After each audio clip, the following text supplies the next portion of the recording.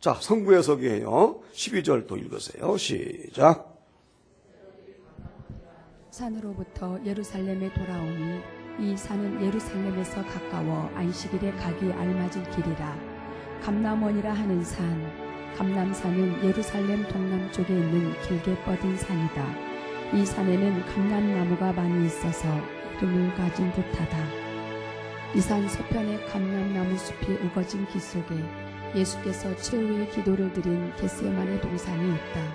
이 산은 예루살렘에서 가까워 안식일에 가기 알맞은 길이라.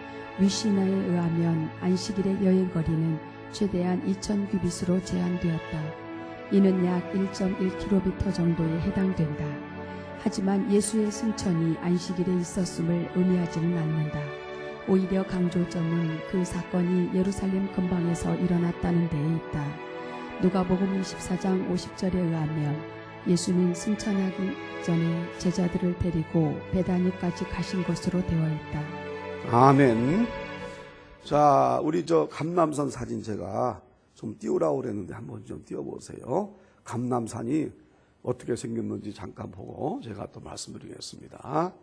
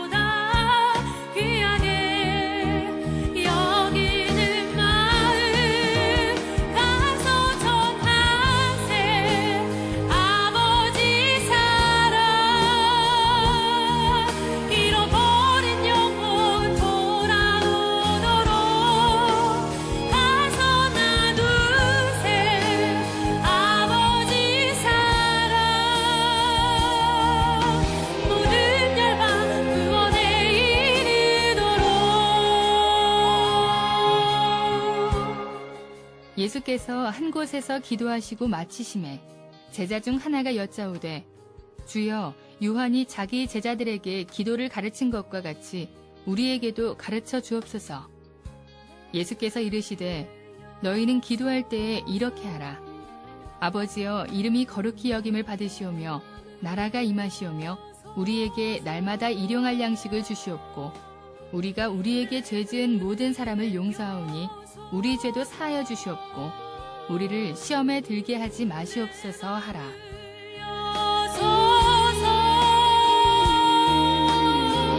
내 눈이 어서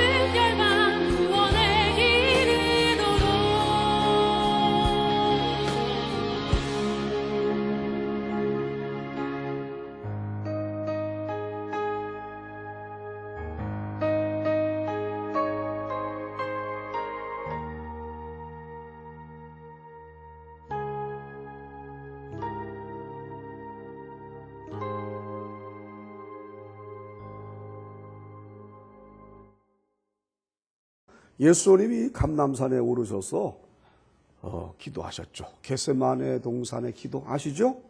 이곳에는 제가 여기 갔다 왔잖아요. 2000년 된 감람나무가 지금도 있습니다. 얼마나 그 감람나무가 크고요. 예, 대단합니다. 그 생각해 봤어요. 야, 이 감람산에서, 이 감람나무 아래서 밤을 새워서 십자가를 지시기 전날 밤에 간구하신 우리 예수님 모습. 너무나 참 감사하고 눈물 나더라고요. 예, 그리고 옆에는 이제 또 교회가 있습니다. 지금도 그 교회에서는 또 예배드리죠. 눈물교회라고 또 아까 보셨죠? 바로 예루살렘을 보시면서 너무나 안타까워 눈물을 흘리시는 예수님이 바로 그 감람산에서 눈물을 흘리시면서 이렇게 안타까워하신 내용이 나와 있죠. 그러니까 이제 감람산과 예루살렘은 여기서 저 빅마트 정도 된다고 할까요? 롯데 빅마트? 빅마트인가? 빅마켓인가? 빅마켓이죠? 예, 그 정도 됩니다. 여기서 딱 보면은 빅마켓 정도의 거기 이제 예루살렘 도성이 보이죠.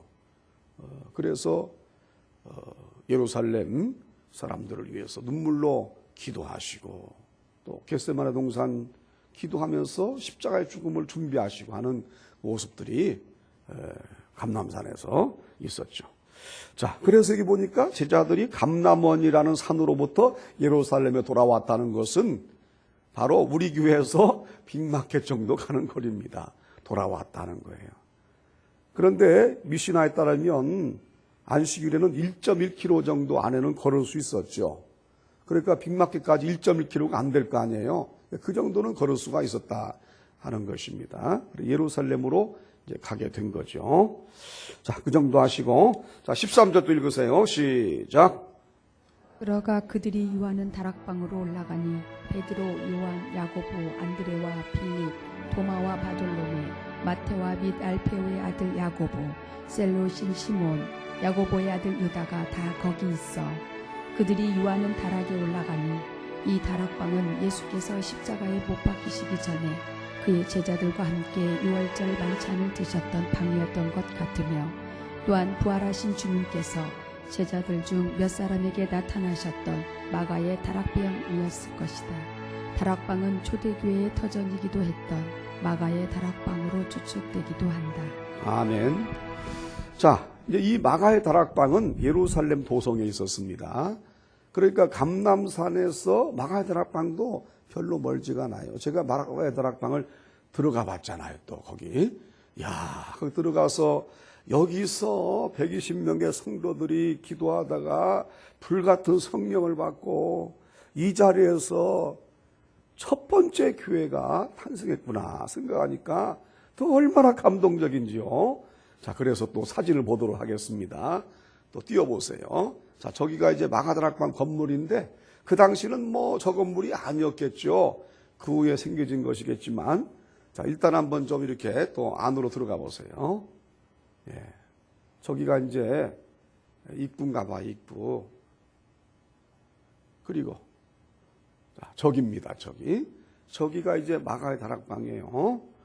저곳에서 성도들이 기도하다가 불성령을 받았죠. 능력을 받았습니다. 예수님이 십자가에 달려 죽으시자 도망쳤던 제자들, 픽업했던 제자들이, 세상 권력만 탐했던 그 제자들이 저곳에서 기도하다가 불성령을 받고 완전히 변화가 되어서 온전한 주의 제자가 되고 복음 증거자가 된 것을 우리가 잘 알고 있잖아요. 바로 저게 제가 저기 비도 있는데 가운데 가가지고 또 기도했지 뭐예요. 여러분도 성지순례를 한번 필승 숙제로 삼고 한번 시도해 보시기 바래요. 맘만 먹으면 가요. 한 300만 원 미만이면 갔다 오니까요. 자, 그 다음에 또 저기에서 이제 예수님이 마지막 성만찬을 하셨다는 거예요. 저 마가다락방에서 십자가를 지시기 전에 그 마가다락방에서 예수님이 12제자를 모아놓으시고 성만찬을 하셨고, 저기에 가룟 유다도 껴있죠. 가룟 유다가 스승을 팔잖아요. 팔아버리고 맙니다. 이 마가는요, 기꺼이 자신의 집을 성만찬의 장소로, 기도의 장소로 내어놓았어요. 이게 이제 중요한 키포인트입니다.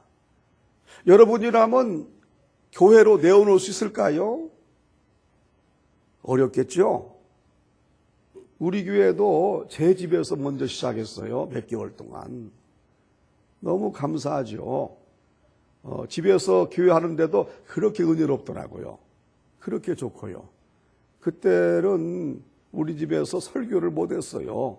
둘러앉아서 바이블 스터디를 했는데 너무너무나 은혜롭고 좋았어요. 집이라고 해서 뭐 은혜가 덜하고 그런 게 아니라 좋더라고요. 이 마가도 자기 집을 기도 장소로 내어놓았고, 결국 마가의 다락방이 우리 기독교 역사에 처음 교회가 된 것입니다.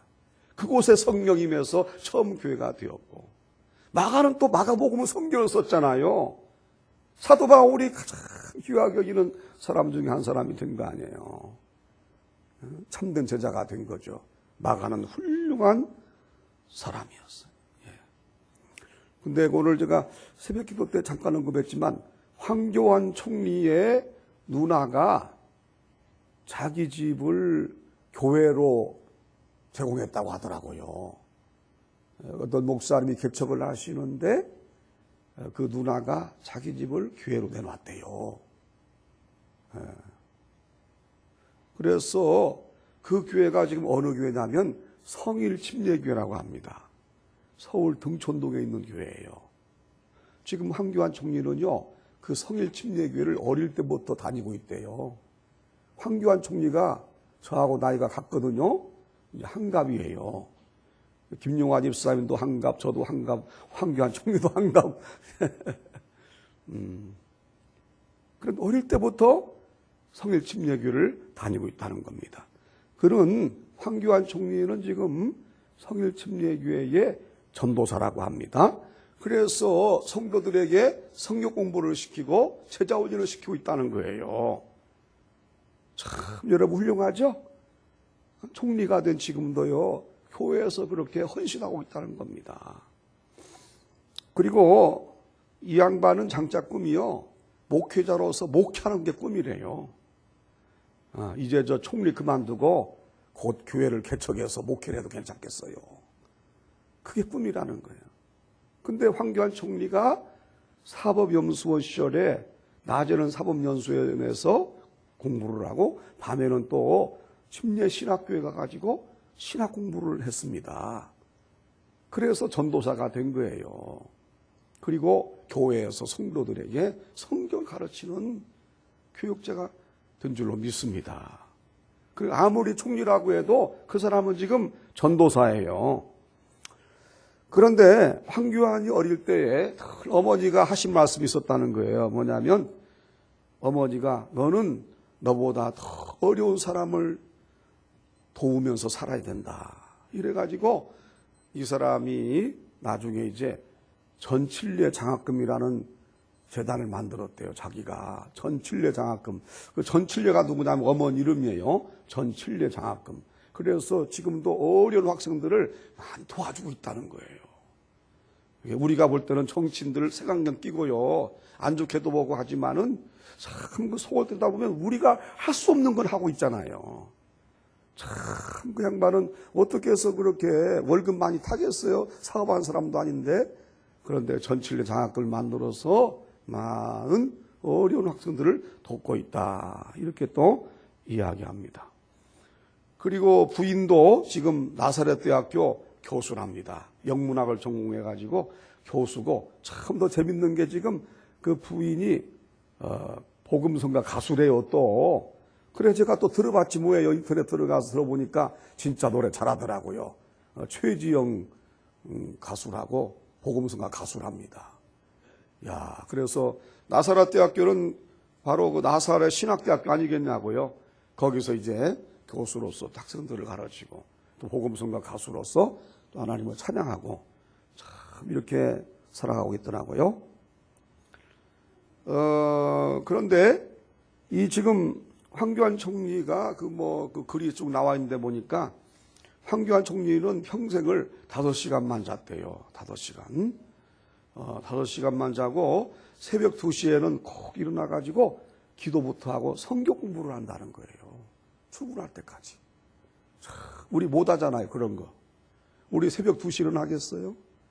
새벽 2시 일어나서 기도하고 성경을 공부한다는 거예요. 참, 그래서 남다른 사람이라는 생각이 들고, 그리고 그 당시 이제 우리 대한민국의 최고의 학교였던 경기고등학교의 학생회장도 지냈더라고요. 학생회장.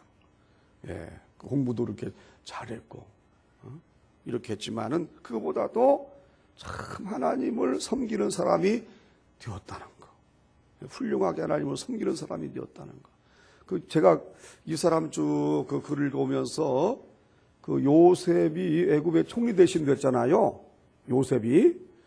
그래서 요셉 생각이 나더라고. 이 사람도 국무총리니까 요셉 생각이 나더라 이거예요. 참, 이 양반은요, 우리가 못하는 거 하잖아요. 우리가 하는 것만 하는 게 아니라 얼마나 참, 그렇다고 이 사람 뭐 좋아하는 것도 아니에요. 그렇다고 뭐 정치적으로 또 뭐 후원하고 뭐 박수갈채 보내주고 그런 것도 아니에요, 절대. 저는 영적으로만 얘기하는 거예요. 야, 이 사람이 영적으로 이렇게 깊은 신앙생활을 하고 있구나. 어쨌거나 여러분 교회에서 전도사 하다가도 국무총리 되면은 이제 그만둘 거 아니에요. 더 이상 못할 거. 왜냐하면 경원도 많고 얼마나 힘들겠어요. 그래도 편치 않고 이렇게 겸손하게 하는 거 보면 참 우리하고는 다른 점이 있구나 하는 생각이 들고, 지금 제가 이제 이 양반 얘기하는 이유가 다른 얘기가 아니라 이 얘기 나온 이유가 바로 그 누나가 자기 집을 개척 장소로 내어놓았다는 것을 제가 얘기하는 거예요. 마치 마가가 자기 다락방을, 자기 집을 기도 장소로 내어놓고 교회 장소로 내어놓았던 것처럼 이 황교안 총리 누님도요, 자기 집을 교회 장소로 내어놓았다 이거죠. 참 여러분 얼마나 훌륭한 겁니까? 예. 저는 그래서 그 생각해 봤어요. 야, 하나님이 그 누나의 헌신으로, 또 이 사람도 어릴 때부터 그렇게 개척된 교회에서 평생 몸담고 헌신하기 때문에 그래서 하나님이 총리까지 이렇게 올려주신 것이 아닌가. 이거 자연적인 유추죠. 누구라도 그런 상식적인 생각하지 않겠어요? 하나님이 그래서 황교안 총리에게 복을 주신 것이 아닌가. 아멘. 근데 보니까 뭐 황교안 총리는 뭐 여당 사람도 좋아하지만은 또 뭐 야당도 그렇게 싫어하지 않더라고요. 별로 흠이 없더라 이거예요. 어지간하면 그냥 흠 잡으려고 말이죠. 막 까발리고 막 비판하고 이렇게 할 텐데 별로 그런 얘기가 안 나와요. 사람이 평생 살면서 흠이 어떻게 없겠어요. 그러나 결정적인 흠이 없는 것 같아요. 야당이나 여당이나 뭐 별로 이렇게 딴지 걸지 않고요. 이렇게 하는데 이제 남은 것은 저 사람이 보수 계열의 대통령 후보로 나오냐 안 나오냐 그건데, 저는 뭐 그것까지 얘기하고 싶지 않아요. 뭐 나오든지 안 나오든지 그게 중요한 게 아니라 저 여기까지만 영적으로 그 사람이 그렇게 하나님을 사모하고 신앙생활을 한다는 것이 너무나 기특하기 때문에 여기 있는 우리 모두 저부터 해가지고 우리 모두와 비교해봐도 그 사람이 더 뛰어나잖아요. 아마 이 자리에 아니에요 목사님, 제가 더 뛰어나게 믿음 생활해요. 그 사람보다 더 열심히 해요. 저는 새벽 1시에 일어나요. 1시에. 저는 하루 4시간씩 자고요. 새벽 1시에 일어나고요. 출근할 때까지 기도하고요. 성경 공부해요. 이런 사람이 있으면 제가 할 말이 없지. 근데 제가 보니까 그런 사람이 우리 교회 한 명도 없는 것 같아요. 그러니까 인정해 줄 건 인정해 줘야지요. 안 그래요? 자, 어쨌든 하나님을 잘 섬기기를 바랍니다. 자, 그래서 이 황교안 총리 누나도 훌륭하다. 어떻게 자기 집을 이렇게 개척교회 장소로 내놨을까? 그때는 그 굉장히 가난했다고 그래요. 가난했기 때문에 누나가 단칸방인데 자기 방을 내놨다 이거죠. 그게 바로 성일침례교회가 된 거예요. 지금 한 300명 정도 모이는 교회라고 합니다. 그렇게 뭐 몇천 명 모이는 교회도 아닌데 국무총리가 그곳에서 말이죠. 성도들. 그리고 그 교회에서도요, 교인들이 절대 총리님 그거 안 부른대요. 그 명칭을 안 쓴대요. 교회에서는 성도들이 반드시 뭐라고 하냐면 전도사님 그런다는 거예요. 교회 성도들이. 훌륭한 거 아니에요? 여러분 만약에 황교안 총리가 우리 교회 오면 뭐라고 하겠어요? 전도사님 그러겠어요? 총리님 그러겠어요? 저부터 총리님 그러지. 저부터. 보면은 또 교수만 돼도요. 교회에서 교수만 돼도 집사님인데 집사님 그렇게 부르는 게 아니라 교수님이라고 부르더라고. 또 교인들끼리는 교수님이라고. 집사라고 불러야죠. 뭐 교수예요. 집사보다 교수가 위에요? 정신 차려야 돼요. 세상 명예와 세상 권세와 여기에 기준을 넣어가지고 교회 와서도 큰 사람 노릇하려고 하면 되겠습니까? 주 안에서 가족된 우리는 다 같은 위치고 같은 신분이지. 아멘. 그 얼마나 중요해요. 예. 자, 어쨌든 마가는 자기 집을 다락방을 이제 기도 장소로 내놓았고 나중에는 교회가 되고요. 역사의 길이 남는 위대한 신앙인물이 되었고 하늘에 큰 상급이 있는 줄로 믿습니다. 자, 14절도 읽으세요. 벌써 마지막이네. 시작. 여자들과 예수의 어머니 마리아와 예수의 아우들과 더불어 마음을 같이하여 오로지 기도에 힘쓰더라. 여자들과 예수님의 사역 기간 동안 그리고 심지어는 십자가에 죽으시고 장사 지낼 때까지 계속 따라다니던 여인들을 가리킨다. 예수의 어머니 마리아와 누가는 복음서에서부터 마리아에 대해 남다른 관심을 보여왔는데 여기서는 여자들 중 유일하게 그 이름을 거론하고 있다. 이것은 그녀가 초대교회 내에서 어떤 지도적 위치에 있었음을 짐작케 해주는 구절이다. 그러나 그녀를 숭배의 대상으로 나타내지는 않았다. 예수의 아우들과 더불어 예수님의 아우들은 야고보, 요셉, 유다, 시몬인데 그들은 한때 예수님을 믿지 않았다.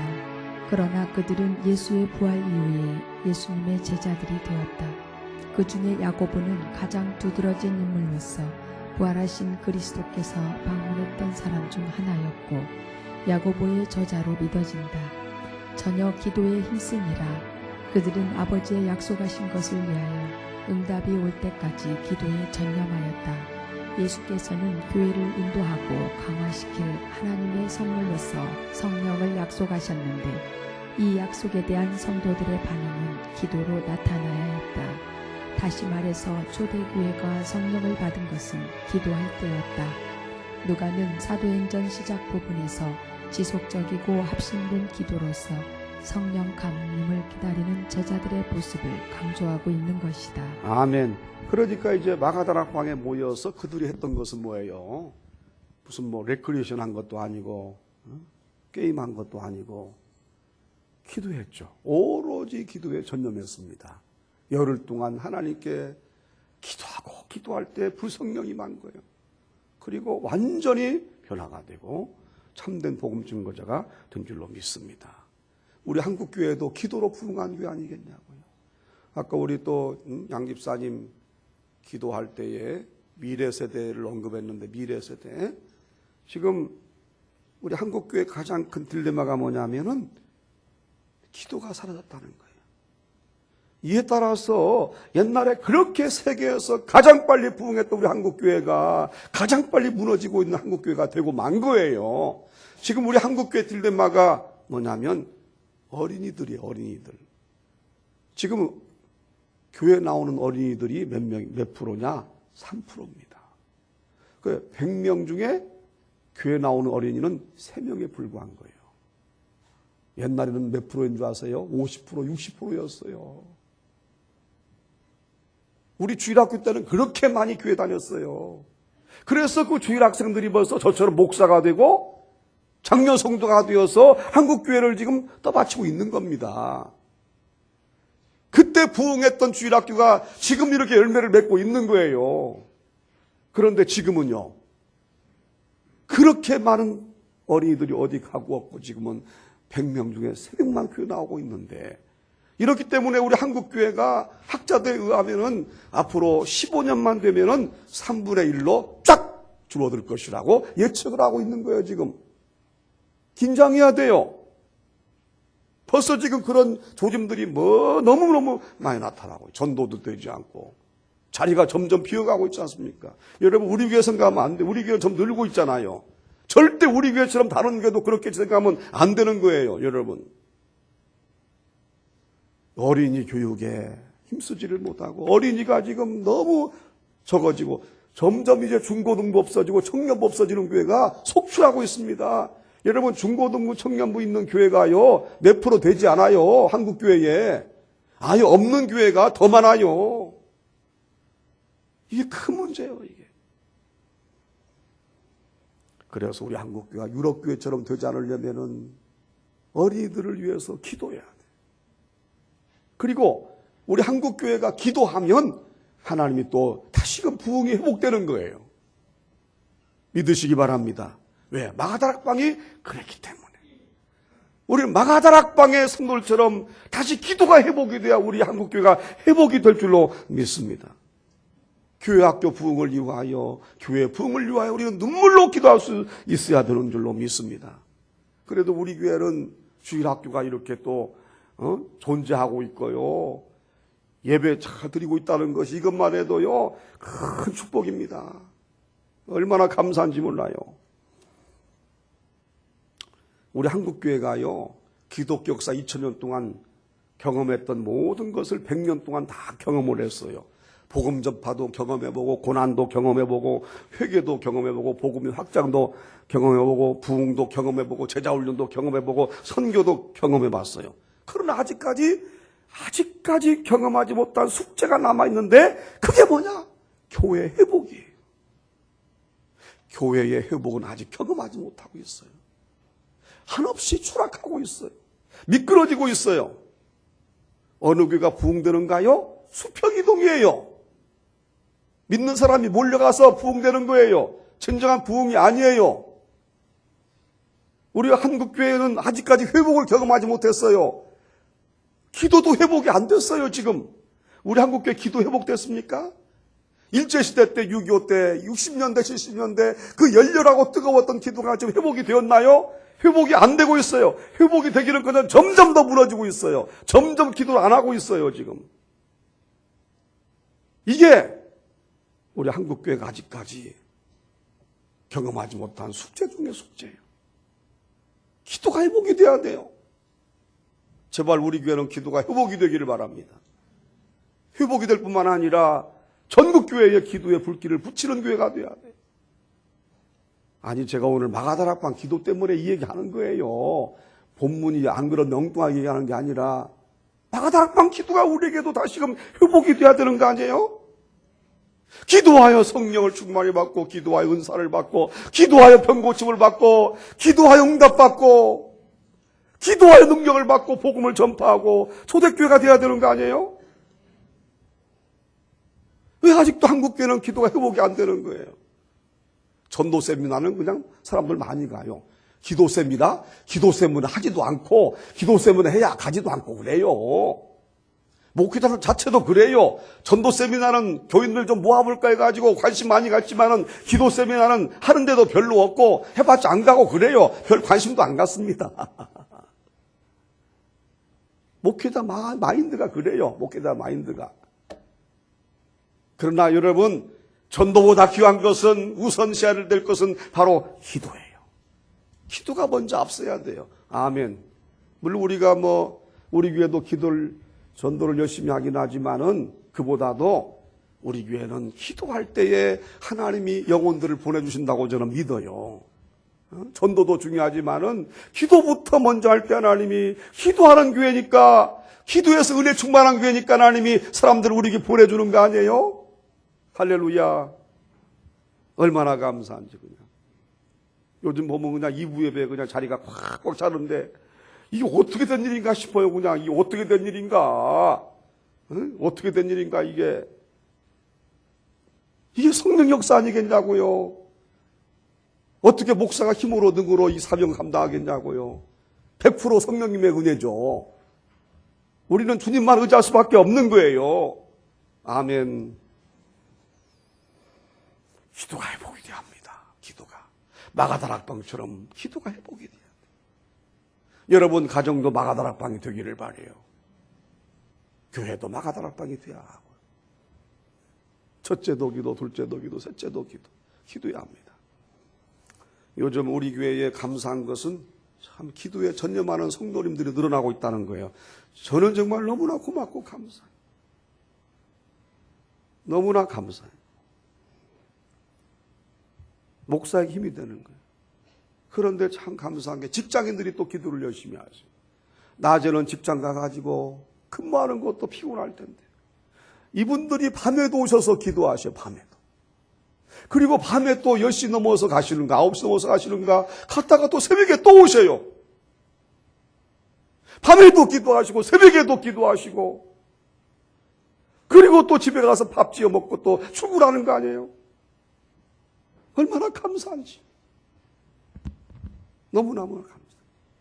저도 밤에 기도하러 내려오잖아요. 보면은 그냥 유아실에 앉아가지고 기도하고 말이죠.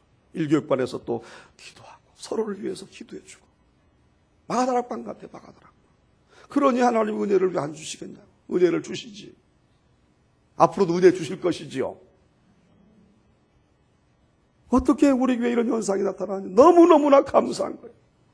저는 그래서 이런 분들 보면서 생각했어요. 아, 피곤하다고 새벽 기도 못하는 분들은 거짓말적이구나.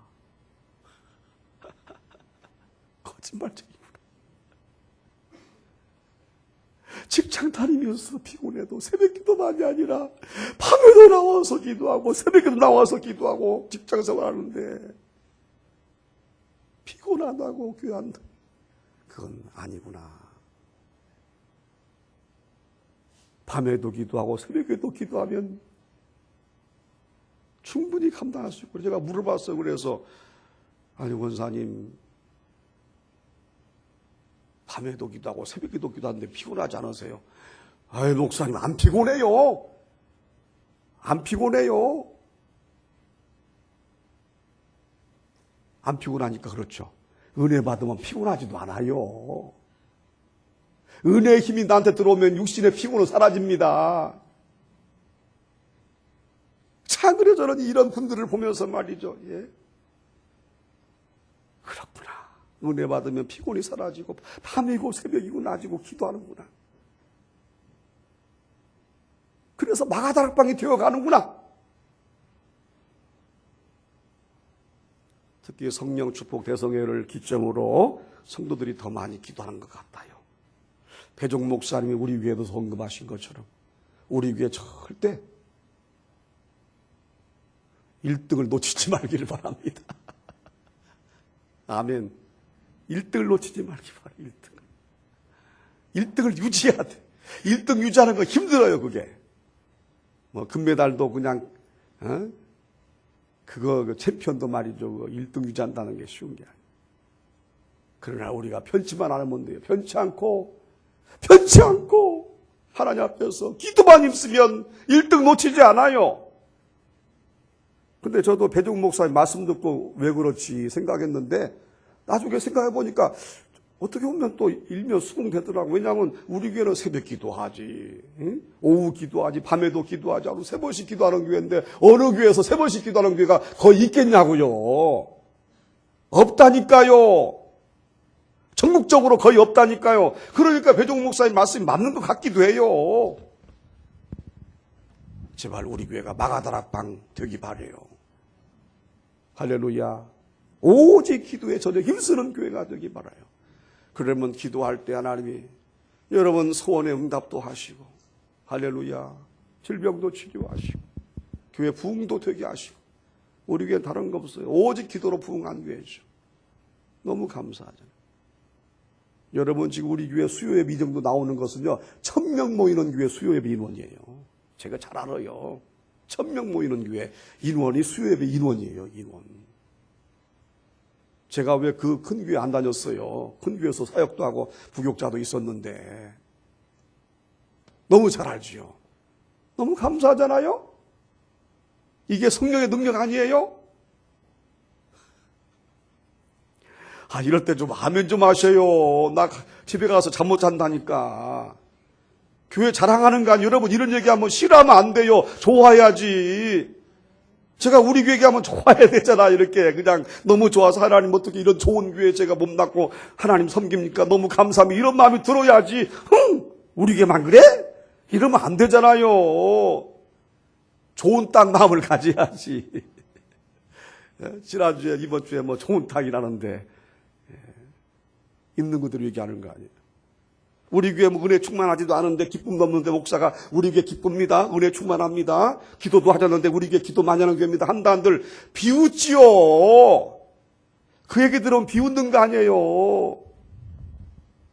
제가 없는 얘기 하는 거 아니잖아요. 우리 교회 기도 열심히 하지요.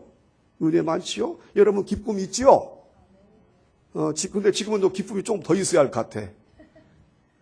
주일날은 기뻐. 주일날은 더 기쁘더라고 보니까. 그러니까 기쁘니까 그냥 처음 교회 온 사람도요, 우리 얼굴에서 표정을 읽는 거예요. 야, 어떻게 이 교회 교인들은 저렇게 얼굴이 밝은가? 어떻게 인사를 이렇게 잘하는가? 어떻게 친절한가? 이렇게 다 인정하게 되고요. 분명히 여러분 아셔야 돼요. 여러분도 아시겠지만 우리 교회는요, 누구든지 오면요, 등록 확률이 많습니다. 거의 등록을 많이 해요. 이게 왜 그러냐? 성령의 은혜예요. 오직 기도입니다. 오늘 마가다락방의 기도를 통하여 성령 충만받고 교회가 탄생된 것처럼 우리 교회도 오로지 기도에 전념해서 교회가 부흥하기를 바라고요. 많은 영혼을 구원하는 교회가 되기를 바라고요. 할렐루야. 지금 그 몇 명이 한 달 동안 지금 토요일마다 전도 세미나 받고 있는데 동원교회에서. 근데 강사님이 그 얘기 하신대요. 그렇다도 그 얘기예요. 우리 믿는 사람들이요, 그 얼굴이 밝아야 되는데, 특히 부부가 같이 교회 올 때, 교회에서 예배드리고 갈 때는요, 꼭 부부가 손잡고 가야 된대요. 다정하게 손잡고 가면서 아주 서로 바라보면서 웃으면서 이렇게 가야 된다는 거예요, 이렇게. 가다가 또 앞에 누가 오면 전혀 모르는 사람이어도 안녕하세요 이렇게 인사해야 된다는 거예요. 그 강사, 나는 안 가는데 우리 집사람이 갔다 와서 그 얘기 하더라고. 그렇게 얘기하더라고요. 인사를 하고. 그러면요, 그 사람이 누군데 나한테 인사하는가 이런다는 거예요. 나 모르는 사람인데. 우리 한국 사람은 모르는 사람끼리는 절대 인사 안 하잖아요. 서양 사람들은 모르는 사람도 굿모닝 그럽니다. 그거 생각하면 빨리 그냥 유럽 가 살고 싶어, 미국이나. 한국은 절대 인사 안 해, 그냥. 인사하기는 그냥 이렇게 하고 지나가잖아요. 예? 무슨 원수인 것처럼 말이죠, 그냥. 응? 엘리베이터에서는 그냥 유리창 바라보고 있고, 거울 바라보고 있고. 서로 등 돌리고 거울 바라보고 있고. 괜히 핸드폰 보고 오고, 핸드폰. 괜히 핸드폰. 저도 그러고, 저도. 예? 무한하니까 엘리베이터에서 핸드폰 보고 있고. 피해, 그렇게 그냥. 근데 그 강사님 얘기는요, 그러면 안 된다는 거예요. 목사님도 그래야 되는데, 목사님, 사모님도 걸어가면서 꼭 손잡고 다니면서 이렇게 부드럽게 얘기도 하고 웃기도 하고 행복한 모습으로 이렇게 동네를 다녀야 된다는 거예요. 그러면서 꼭 인사를 해주고. 그러면요, 처음에는 누군가 하다가 인사를 자꾸 받으면요, 궁금해진다는 거예요. 누군지. 그래서 물어본다는 겁니다. 누구시냐고. 그러면 제가 사랑스럽게 목사입니다. 제가 사모예요. 이렇게 한다는 거예요. 그러면요, 역시 다르구나. 그러면서 사람은 어려움 당할 때가 온다는 거예요. 언젠가는. 어려움 당할 때가 온다는 겁니다. 고난의 계절이 오고, 슬픔의 계절이 오고, 종교의 계절이 온다는 거예요. 그때 그 생각이 난다는 거예요. 야, 그때 내가, 사랑길교회 집사라는 부부가 있는데, 그렇게 행복해 보이던데, 나도 한번 교회 나가볼까? 나도 교회 나가볼까? 응? 그래가지고 교회 오게 된다는 겁니다. 이제 그렇게 전도를 해야 된다는 거죠. 그것이 효과적인 전도 방법인데 빨리는 되지 않더라도 천천히 그렇게 해서 전도가 된다는 거예요. 여러분 여기 부부 알았죠? 저도 그냥 우리 집사람이 내려오면서 그냥 손 잡으려고 하면 뿌리쳤어요. 제발 사람들이 보는데 제발 이런 짓 하지 말라고. 우리 목사고 사모인데 어떻게 해서 이렇게 그냥 경박한 짓을 하자고. 손 뿌리쳐버리고 그냥 내가 앞에가 우리 사람 뒤에서 오고. 내가 회개 많이 했다니까요. 아이고 내가 몰라서 그랬구나. 내가 몰라서 참 무매한 짓을 했구나. 앞으로 손잡고 다녀야지. 그리고 여러분도 목사 사모님 손잡고 다녀도 이해하세요. 우리 목사님 사모님이 전도하려고 하는구나. 전도하려고 저렇게 손잡고 다니는구나. 앞으로 손잡고 다니면서 인사할 테니까 저도 안녕하세요. 안녕하세요. 그러면 자꾸 인사 받다 오면은 누군가 하다가 목사나 사모인 줄 알고 말이죠. 신앙의 계절이 오면은 나도 한번 교회 나가보자. 그때 누가 오라고 하잖아도 그냥 오는 거예요. 그러니까 사람들에게 우리의 기쁜 모습 보여줘야 돼요. 행복한 모습을 보여줘야 합니다. 아멘. 그리고 우리 교회 어제도 제가 이제 전도대 우리 생명나무교회 박인서 목사님과 전도했지만 그 얘기도 했지만은 제가 월드비전 자문위원이 됐잖아요. 우리 이 수원 황서 이 지역에 이제 와우리께 목사님과 저하고 2명만 이제 자문위원이 됐는데 아주 그 비중 있는 자리입니다. 자문위원이 뭐냐? 자문위원이 추천하면은 월드비전으로부터 그 구제금 받는 것이 아주 그냥 직통이야, 직통. 그래서 예컨대 아버지가 실직을 했어요. 또 공강을 못 냈어요. 그러면요, 그 자녀에게 500만 원까지 장학금이 나갑니다. 어때요? 쉽지요? 근데 월드비전은요, 1년 예산이 5, 6천이래요. 5, 6천억. 아니, 5, 6천만 원이 아니라 5천억, 6천억 그렇게 된다는 거예요. 그러니까 월드비전은 후원금 받아가지고 사명이 뭐냐면 빨리 이것을 가난한 자들에게 나눠줘야 돼요. 만약 이것을 저금하고 있으면 안 돼. 저축하고 있으면 큰일 나는 거야. 왜? 정부에도 보고를 해야 되기 때문에 빨리 이것을 나눠줘야 돼. 그리고 월드비전은 나눠주는 게 사명이고 어떻게 하면 돈을 나눠줄까 이게 고민이에요. 안 줄까 하는 게 아니라 까다롭게 해가지고 안 주려고 하는 게 아니라 이걸 빨리 나눠줘야 되는 거예요. 안 나눠주면 직무유기야. 그러니까 나눠줘야 되잖아요. 거기에 제가 또 도구가 된 거예요. 나눠주는 게. 그래서 우리 수원노회의 목사님들 지금 4대 가정을 제가 추천해가지고 500만 원도 받게 하고 이미 박인선 목사님도 사모님 유방암 수술하는데 500만 원 받게 줬잖아요. 앞으로 더 준대요. 그래서 이제 제가 생각했습니다. 우리 교회 한 달에 이웃사랑 전도 한 번씩 하죠. 그 전도지에 제가 원고를 이미 썼어요. 위기 가정 부모가 실직하여 공과금을 못 낸 경우에는 아동에게 500만 원, 최고 500만 원까지 지원해 드립니다. 필요하시면 사랑제일교로 연락해 주십시오. 근데 우리 교회에서 주는 게 아니니까 걱정하지 말아요. 우리 교회가 500만 원 주는 거 아니야. 그냥 월드비전에서 주는 거예요. 우리는 소개만 해주는 거지. 그거 아니에요. 참 그래서 동네에서 그걸 보면 또 얼마나 좋아할까. 아니 무슨 교회에서 500만 원씩이나 줘? 근데 그것이 허무맹랑한 얘기가 아니라 딱 봐가지고 아버지가 실직하면요. 그래서 제대로 세금도 못 내. 아파트도 얼마든지 있을 수 있어요. 그러면 최고 500만 원까지 제가 소개하면 여기 불신 가정도 줄 수가 있으니까 여러분도 찾아보시기 바라요. 그런 가정 있는 찾아보시기 바라고 월드비전에서는요 그런 사람들을 지금 발굴하기 위해서 불을 켜고 있어요. 지금 돈을 빨리 내보내야 되니까. 월드비전은 기독교 NGO 아니겠냐고요. 얼마나 잘하는 거예요. 그래서 박인선 목사님도 그렇게 권면했어요. 우리 이웃사랑 전도지 할 때 내가 그걸 원고 줄 테니까 만들어가지고 거기는 또 더 빈민촌이야. 또 서민촌 여기보다도. 그러니까 단칸방 사는 사람이 많고 어려움 당하는 사람이 많을 거예요. 그러니까 얼마나 그 전도가 아주 효과가 있겠냐 이런 얘기죠. 전도를 하기 위해서 하는 건 아니지만 참 이렇게 하나님이 은혜를 주시고요. 우리가 믿는 자로서 사랑을 전하고 기쁨을 전하고 아멘. 그래서 이 불신자들이 볼 때에 우리가 그렇게 예수 안에 행복해하고 즐거워하고 이렇게 되면은 그것이 복음 전하는데 얼마나 큰 통로가 되고요. 좋은 열매를 맺겠냐 이거지요. 이 모든 것이 어디에서 올까? 우리 교회가 오직 기도에 전념할 때에, 기도에 전념하는 교회가 될 때에 신묘막측하게 이렇게도 역사하시고 저렇게도 역사하시고 함께 하실 줄로 믿습니다. 우리 기도하다가 천국 가서 칭찬 많이 받기 바라고 상급받는 여러분 되시기를 주님 이름으로 축원합니다.